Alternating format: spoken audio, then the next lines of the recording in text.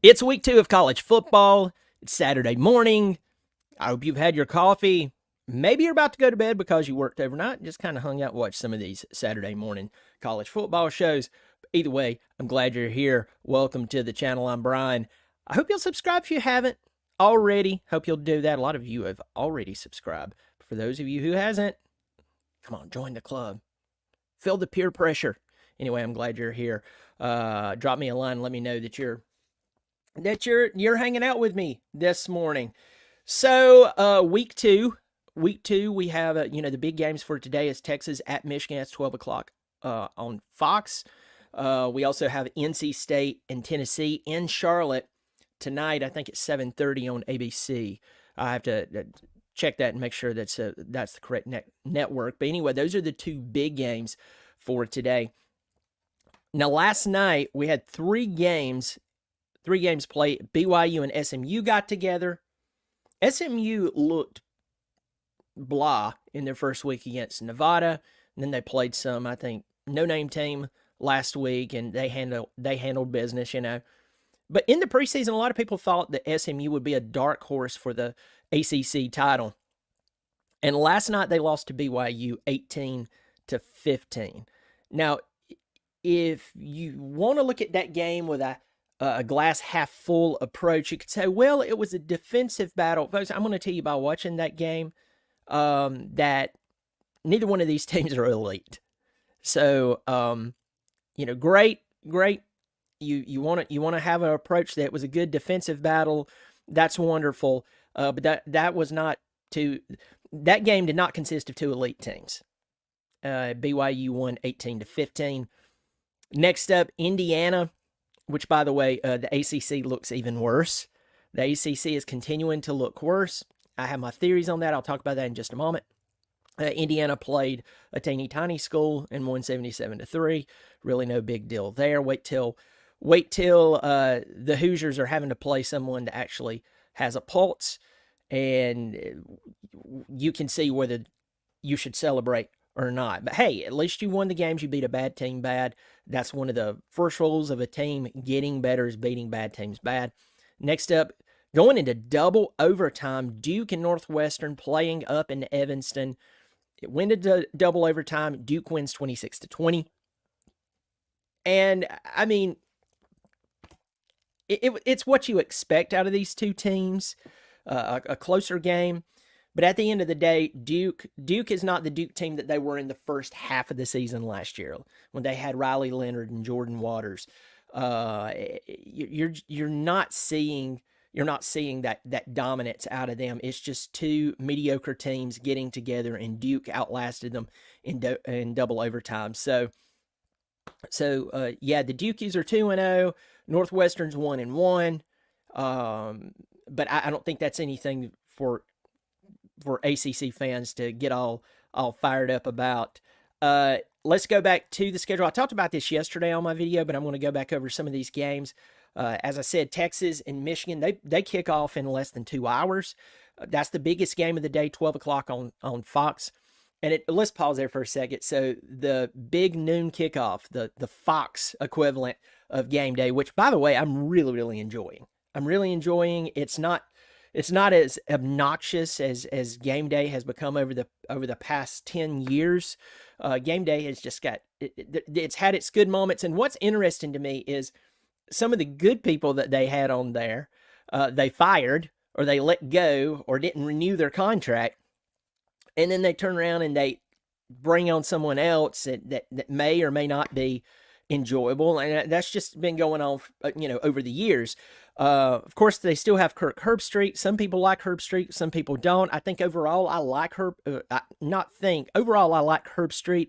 I may not agree with him on everything, but he is definitely the face of College Game Day. So even with all of the changes that comes and goes, he is definitely the face of College Game Day. So, but if you go over there to the big noon kickoff, it was so funny because they're at Michigan, and Urban Meyer, it's time for him to speak. And dude, it got so loud. It was so loud, and people were booing. So, I mean, just they were very aggressive towards Urban Meyer. He couldn't even talk. It was hilarious. And then a little later on, he got his jab in at Michigan because he was asked a question about the new in helmet communication that's now new to college football. It's been around the NFL for many, many years, but you know how college football is. College football, they operate in a very antiquated style, and then once they make a semi good move or semi logical move, it's like anyone with common sense, proving that what's common to you is not common to others. But common sense, it seems like a common sense move, or just partially, that we should stand up and applaud them applaud college football and the powers that be, like they went off to war and defeated the great infidel and came back home. They want us to act like that, and it's really ridiculous. It's antiquated, and I think it's time for some changes there. Different subject, but when he started talking about the in helmet communication, he said, when we came here talking about Michigan, he said, it was so loud, we had to go with the signals, which, of course, you got to be careful with the signals here. So, I mean, he took a shot at them in the whole Connor Stallions thing. But that was a lot of fun. Texas going into Michigan. Texas is a 6.5-point favorite. And with everything going against Michigan, whether they earned it or whether it's players that left, a coach that left and is now in the NFL, it just feels like Texas has a hold of this game. To me, a little more than 6.5 points. I know it's tough to play in Ann Arbor, but I just really see Texas winning this ball game. It'll be interesting to see if they not only cover that 6.5 point spread, but if they go beyond it. Another game to focus on today for the ACC that really is just, I mean, the ACC, every time you think it can't get worse, it does. And I know, I have people telling me, well, hold on. There's certain teams that gets better here, and other years they get better. What's interesting is teams in the SEC, when they get better, they're competing for a college football playoff. When teams in the ACC get better, they're 8 wins. So we're not comparing apples to oranges. We're comparing mediocre to just good or okay. And I'm just always blown away by how people will come out and take up for the ACC and their lack of talent. But today, this is an interesting game. Georgia Tech, Brent Key and the boys, they're 2-0. You don't need to be hanging up any banners in Atlanta, Georgia at this moment. There's no reason to go to the Bobby Dodd Stadium and clear out some space to go ahead and put an ACC banner. With that said, he has improved that team beyond what we've seen in a while, right? Syracuse, on the other hand, new coach, guy from Georgia, Fran Brown. He has Kyle McCord, the transfer from Ohio State. And Georgia Tech's a 3-point favorite in this game. That kicks off at 12 o'clock on the ACC network. I have Georgia Tech going into this game. And I'm wondering what the apprehension is for people to give them a little more. I say people, Vegas, to give them a little more cushion on this one. To me, at least 6 points, maybe 7 points in my mind. Maybe they're seeing something with Syracuse, or maybe they're just buying into Kyle McCord and the new coach. I don't know, but that'll be an interesting game to watch. Arkansas and Oklahoma State. Bobby Petrino returns to Arkansas as the offensive coordinator. His career is just really, really interesting. He takes over Louisville many years ago, leaves Louisville in a way that's not the best, returns to Louisville when he has Lamar Jackson. That's after his stops at Arkansas. And now he's back at Arkansas as an OC. It just keeps getting fun. I mean, it's just really entertaining playing Oklahoma State in Stillwater. The Cowboys are a 10-point favorite. That'll be interesting to watch as well. Let's go on down and talk about some another game that's not really that big, especially if you're in the South where football is king. Iowa and Iowa State, 3:30 on CBS. Iowa's a 2.5-point favorite. Both teams are 1-0. It's no big deal. It's early in the season. And so Iowa's number 21, which almost guarantees that Iowa State beats them. Every time Iowa looks like they have a good season going, every time it looks like that they're obviously the dominant force coming into this game, Iowa State beats them. Will that happen again? We will see. Northern Illinois and Notre Dame gets together in South Bend. Notre Dame's a 4-touchdown favorite. You're like, why do you even bring up this game? It's because, once again, we're being, how can I say this? Tempered to believe that Notre Dame, after that win last week against Texas A&M, they are truly a top 5 team. Maybe they are. But Notre Dame is one of those teams that you're going to have to be at the very end of the season, the last game's played, it's in the books, before I'll believe that maybe, just maybe, they're actually for real. Marcus Freeman's in year 3. Last year, it looked like he was turning some things around. He had the unexplainable game against Louisville. Louisville beat the trash out of him. And then you had Clemson beating them in Death Valley. It was a great moment for his Tigers. Phil Maffa rushed for 186 yards. And just things kind of went for Notre Dame. Question is, will they go out and beat a bad, I won't say bad, but they're Northern Illinois, no offense. Will they beat a bad team bad? One of the marks of a good team, a team that's actually trending up, is beating a bad team bad. When you allow a team to hang around, kind of like what I said with NC State, I don't even care if it was the first game. NC State allowed Western Carolina, a teeny tiny FCS school from a beautiful part of the state of North Carolina, to come into a hostile environment at Carter Finley, and their offensive line pushed NC State's defensive line around.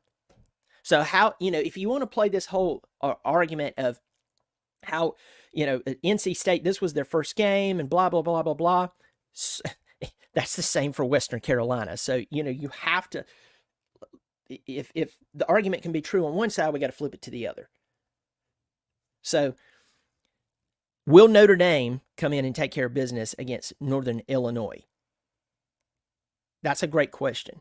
Or will they fart around and allow Northern Illinois to hang around? It doesn't make sense. 3:30 on ABC, South Carolina and Kentucky gets together. The Wildcats are a 9-point favorite in Lexington. Brock Vandegrift, former Georgia player. A lot of Georgia fans like this guy. It's just Carson Beck is Carson Beck. He's been doing what he's doing, and he sat there for a long time, and they really trust Carson Beck.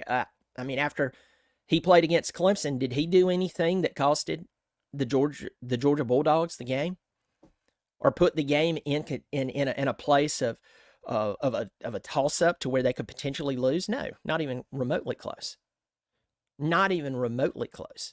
I didn't say that Carson Beck's the best quarterback in the country, but come on, y'all. So Vandegrift, he leaves, he goes to Kentucky.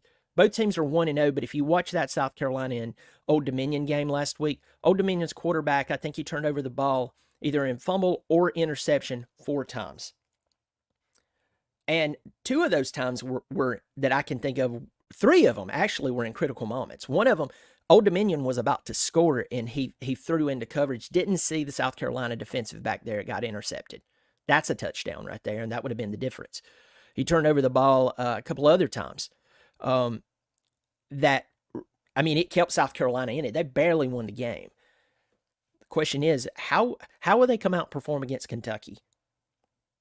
How will Kentucky come out and perform against them? Kentucky's one of those. Remember, they're paying Mark Stoops, $8.5 million for 7 or 8 wins a year. That's how important 7 or 8 wins is to Kentucky, is that they will shell out that type of money for 7 or 8 wins. They love it. It's like, wow, we're up there in college football. Let's open up. Let's get our checkbooks out. We have to retain this this great winning. Want to stop here, get in here, and say hello to a bunch of you who are in here. If you hadn't hit the thumbs up, I hope you will. Hope you will subscribe if you haven't. By the way, 3 weeks ago, I asked everybody, I was like, look, if I'm getting close to 4,000 subscribers. It's coming up on the 2-year anniversary of this channel. If you get me to 4,000, guys, I'm barreling towards 5,000 subscribers like that, and it's because of y'all. So thank you, thank you, thank you. I really do appreciate it. And it's great to connect with everybody. There's so many people who's been commenting recently. I haven't even been able to respond to everyone. So if I overlook you, it's not on purpose. I do appreciate you being here. Going to get into the comment section. I'm going to fly through this. May not even read your comment, but just flash it up on the board here and say hello. I'm going to have to leave in about 15 minutes because I have somewhere I have to be. So this is going to be a shorter video compared to other Saturday morning videos. Mr. Brown, DP's in here. Caleb Craft. Caleb Craft, how do you become a member on an iPhone? That's the problem, Caleb. You're not going to see that join button on the iPhone. It's really weird. I don't know what it is. You'll have to go to desktop or a tablet, but I do appreciate you asking. For anybody who wants to support monthly, $3 or $5 per month. I know times are hard and so on. So, $3 or $5 per month. I just want to make it, affordable if you want to support the channel. But thank you for asking. That's how you do it there. Can't wait to see Clemson storm the field after losing to App State. Mike Luca's in here talking trash. Got Halo in here. Can Clemson score 17 points? We will see. Yancey, Chapman, hey, I have Clemson winning this game, but they got to pay attention today. It's good to see you, Tiger Tom. Tiger Tom's in here. Let's see. Michael Sapala. It's good to see you, my friend. Chase Henderson, my old buddy's in here. Chase, I missed your call last night. I was cooking. Yeah, I was grilling. I'm going to make myself sound much cooler. I was grilling. So may there to you. Chase is a member. You see that symbol beside his name? He's not only a subscriber, he's a member, and he has been supporting the channel for a long time, he and his brother, and it's good to see you, Chase. It's good to see you. Drop a comment. Are you at the game today? I'm not going to be there. I have to get up early in the morning to play at church, so I won't be at the game today. It's good to see you. Handyman George is in here. It's good to see you. Mad Pitbull is in here. We got Jonathan Benton in here. He doesn't like the kickoff time. Ray Dripper, it's good to see you, my friend. It's good to see you, Nicholas Bosco. My old buddy in here, Do It, Slippery Rock versus New Haven. Big John is a supporter of the channel as well. You are hilarious. It's time for me to cover Slippery Rock versus New Haven. Listen, these bunch of nerds can play one another, but I did hear that Slippery Rock did bring in a few players who were troubled youth, and they're normally they would be playing somewhere like Alabama, but because they've gotten they've been in trouble so much, the truth is Slippery Rock has the players to come in and win the game. Now, whether they'll be eligible at the end of the season due to grades, I can't tell you that. But as of this moment, Slippery Rock's got this one by a couple of touchdowns. So there you go. Funny story, guys. I'll tell you this. I'll get back to college football talk. Some of you may or may not know this, but I was a basketball official for 11 years. 3 years in South Carolina High School League, 8 years in the Georgia High School League. Georgia was so close to me. A couple of things. I'm not dogging anyone here, but this is just the truth. This is for basketball. Georgia, the way Northeast Georgia, they had guys that were being scouted by the NBA. I'm not kidding. And they had college officials in it. So I went there because I just wanted to be the best official I could possibly be. Not to say that I ever attained anything like that. But in the state of South Carolina, just for some reason, they were not focused on getting their guys to the next level, because Georgia understood, if you, especially in Northeast Georgia, if you want the best officials, you want to push them to go officiate at a higher level, because if they're doing that, you're going to get a higher performance out of them, most likely, in theory, versus someone that just says, hey, my goal is to call the 4A state championship in South Carolina High School League, and that's it. That you're going to have a different performance level there versus someone that says, hey, I want to go call ACC basketball. You're going to get a totally different dedication level there. So I did that, and what is so funny about it was there was a private school in the Northeast Georgia. I won't call its name. Some of you may know it, and some of them might get mad that I brought it up. But it was, I mean, it was for rich kids. And one year, I mean, they were terrible. I mean, they got beat like the redheaded stepchild who stole a car. And one year I went there to officiate, and I walked in, and all I'm going to say was I looked and I went, where did this team come from? And come to find out, I mean, I'll tell you one of their inbound plays. One of their inbound plays from under the goal was an alley oop to their two guard that could dunk. And it was hilarious. What was funny, by the end of the season, or by the end of the first half of the season, because, high school basketball season runs from like, October-ish through February. So you have the end of year, so mid-year point, at the end of the year, beginning of the year, a lot of the team was uneligible for the second half of the season. So the first half of the season, you played this team that would just rip the crap out of you. I mean, beat the trash out of you. And that team didn't exist by, January.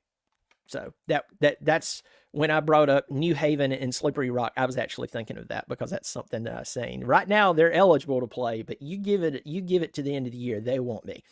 So some of you will find that funny, some of you will not. But I thought it was hilarious. It's like, my God, the alley oop to the two guards, your inbound play.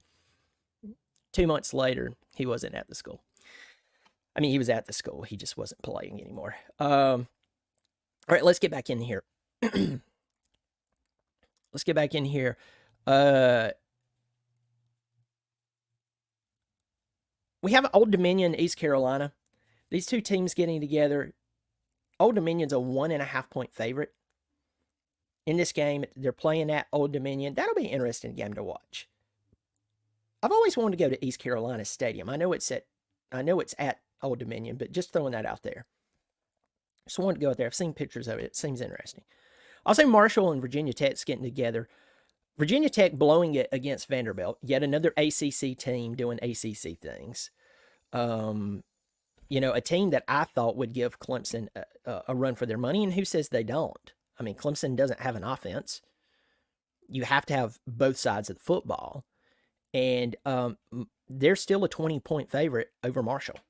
This game's going to be in Blacksburg, so it's going to be interesting to see that game. How it turns out. Kansas and Illinois. Kansas is a 4.5 point favorite. The game is in Champaign. Daniels, the question is, will he stay healthy?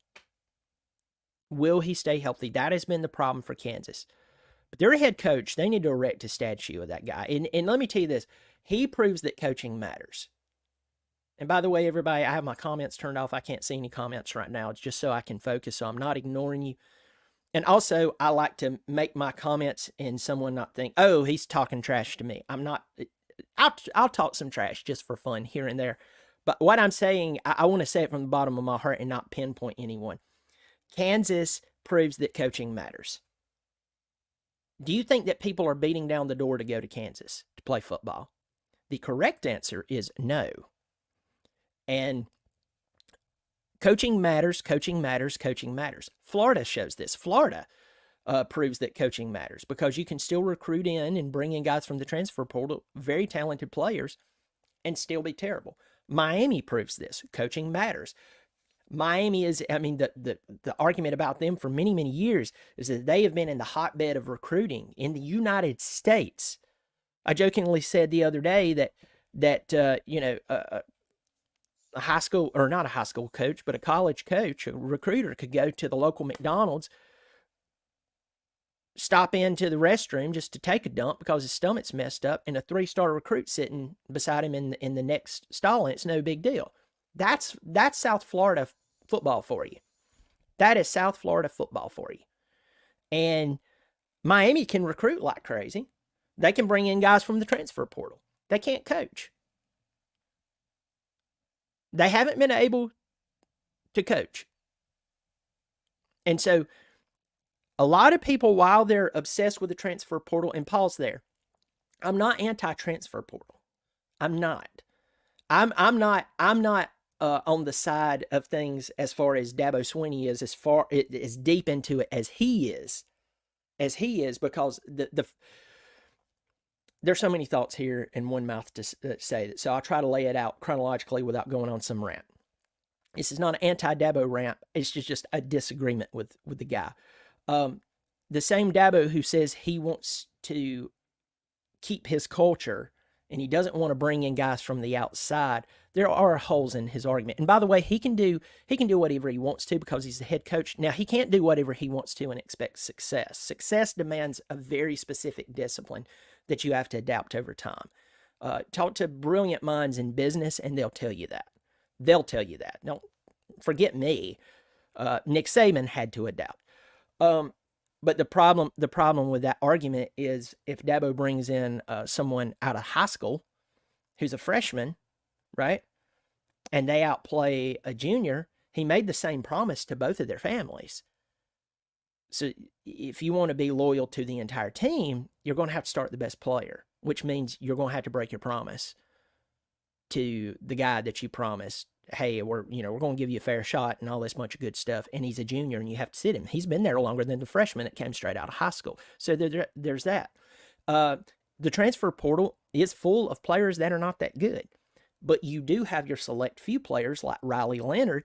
It would be great if you could get somebody like him at Clemson. Can you imagine Riley Leonard playing at Clemson right now? That guy would be unbelievable. A guy like him. So I agree. I agree with Swinney that most of the players in there are not that good. I agree with that 100%. But I don't agree with just turning 100% against it. I'm sorry, I don't. And then here's the other hole in the argument. He gives scholarships to players who work hard, and that sounds really virtuous and good, but not everybody deserves a scholarship just because they work hard. To quote the old man on National Lampoon Christmas, when someone said, "Oh, Dad worked hard," he said, well, "So does washing machines."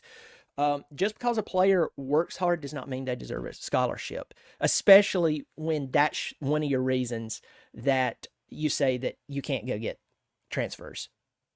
You don't want to get transfers. Well, we don't have the scholarships. Well, you did, and you gave it to a guy who should probably be playing at a D3 school. So we see that. That argument doesn't hold water. Next, coaching. Coaching is what got Clemson in the place that they're at right now, and it's on the offensive side of the football. I say this ad nauseum. If you go out and you hire a guy and he stays there 2, 3, 4 years and then you fire him, he is gone, but his influence is not. And we see that with Matt Luke. Matt Luke, brilliant, probably one of the best coaches in the country, especially positional coaches on either side of the ball. A great hire. We need an entire room of him from top to bottom. We need guys like him. Clemson can still get those guys. They continue to have performances like Saturdays. This past Saturday, nobody's going to want to come to Clemson. That will wear out. Nobody will want to come to this dumpster fire because it is a dumpster fire at this point. It's just getting worse. But you could have a room full of Matt Lukes. You could have a room full of Matt Lukes on the offensive side of the football, and in a couple of years, I think it would look a lot different. That game last week would have been really competitive. But if you hire a bunch of guys who don't know what they're doing, or let me rephrase that. That sounds much crass. I don't mean it that way. If you hire guys who they don't have the experience, even though they were former players, remember, they were just players. You need guys in there, especially at this level of football, who know what they're doing. They know what they're doing. They're experts. And if you want to give one guy a chance, great. But it better be one guy, not an entire room full. So that's where Clemson's at. And it also proves my point with Miami. It proves my point with Florida. You can go out and recruit very well. You can bring guys in from the transfer portal. At the end of the day, coaching matters. Also, another flip side to that is if you go into a game that you're playing a team that they have the same talent that you have. It comes down to coaching. It comes down to will the adjustments be made in game, during halftime. That comes down to coaching. Because let's just say, again, both teams have the same talent level. What separates them now? Scheme. The willingness to adjust. So I just see that. That's how I see it. It's definitely more important. While everybody's screaming about the transfer portal, a lot of people are forgetting about coaching. Coaching. And by the way, I say this all the time, and I mean this. If coaching does not matter, why in the living crap are they paid so much? If this is a game of luck, you're basically gambling. Pay the guys $30,000 a year and shake their hand. Say thank you for your blood, sweat, and tears. It's to me, it's quite clear. South Florida and Alabama get together in Tuscaloosa. Alabama's a 31-point favorite. You know, last year, Alabama almost lost this game. Jalen Milroe was actually benched. And Tyler Buckner, former Notre Dame quarterback, transferred in at Alabama and played that game, didn't do that well. He ended up transferring back to Notre Dame, played lacrosse, and now he's back on the Notre Dame football team in some capacity. I heard wide receiver.